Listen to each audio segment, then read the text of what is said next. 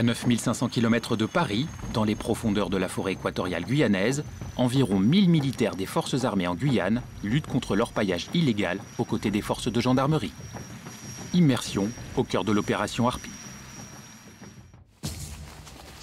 Partie pour une mission de 2 jours sur les traces des orpailleurs illégaux, la patrouille progresse en toute discrétion dans une forêt inhospitalière afin de ne pas se faire repérer. On est le plus discret possible, on parle tout bas, on fait attention de ne pas faire craquer trop les branches, et puis on fume pas. Le taux d'humidité peut atteindre 95%.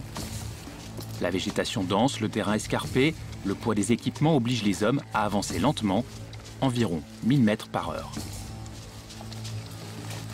La difficulté, comme vous pouvez le voir, c'est de se mouvoir dans la végétation, le climat qui est bien particulier, il fait chaud, le moindre mouvement, il faut l'économiser.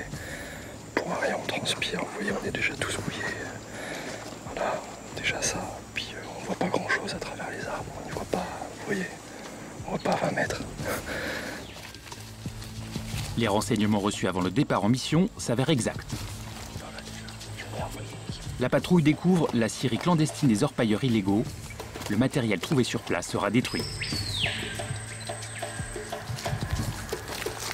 Cette huile-là sert à la construction des pirogues parce que c'est un bon combustible à bonne température et qui sert à fumer le bois.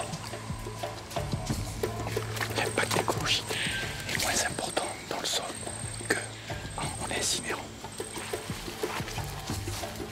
Au cours de la progression, la patrouille tombe sur un homme armé, un simple chasseur. Une aubaine? Ça peut être une bonne source de renseignement, éventuellement s'il est coopératif.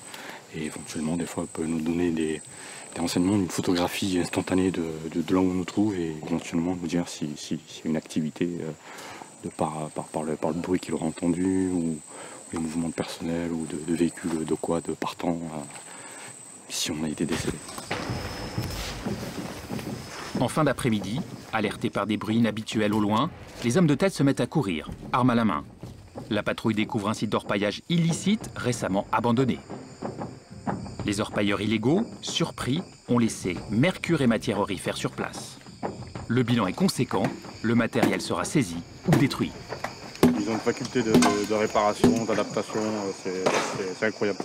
Donc avec ça, on va utiliser un pot thermique qui monte à plus de 3000 degrés et qui a la faculté de fondre tous les métaux. La destruction du matériel donne un coup d'arrêt au travail illicite des orpailleurs clandestins. Leurs techniques d'extraction d'or ont des conséquences graves sur l'environnement. Depuis 2008, l'opération Harpie, plus qu'une lutte contre les orpailleurs illégaux, participe à la sauvegarde de la plus grande forêt de l'Union européenne.